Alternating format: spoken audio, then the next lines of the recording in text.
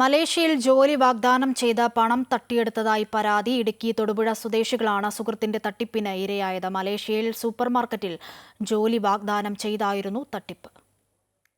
തൊടുപുഴ മുട്ടം സ്വദേശികളായ ഷോണറ്റ്, അഞ്ജന മോഹൻ, ജിപ്സിമോൾ ജെയ്സൺ എന്നിവരാണ് ജോലി തട്ടിപ്പിന് ഇരയായത്. അർമേനിയയിൽ ജോലി ചെയ്യുന്ന തൊടുപുഴ മുട്ടം സ്വദേശി KJ അമലിനെതിരെയാണ് ഇവർ പോലീസിൽ പരാതി നൽകിയത്. മലേഷ്യയിൽ സൂപ്പർമാർക്കറ്റിൽ ജോലി വാഗ്ദാനം ചെയ്ത അമൽ 2,20,000 രൂപ വീതം ഇവർ ഉൾപ്പെട്ട 6 പേരിൽ നിന്ന് വാങ്ങുകയായിരുന്നു. അമലും കൂട്ടാളികളായ ജിബിൻ സണ്ണി, ഹരിപ്പാട് സ്വദേശികളായ ജോൺ, മനോജ് എന്നിവരും ചേർന്നാണ് പണം തട്ടിയെടുത്തതെന്നാണ് പരാതി. ഇപ്പൊ അമലിന്റെ അടുത്ത് നമ്മൾ ചോദിക്കുവാണല്ലോ, അമല് പറയണേ എനിക്കൊന്നും അറിയത്തില്ല, വേറെ പല ആൾക്കാരുടെ പേരാ പറയണേ.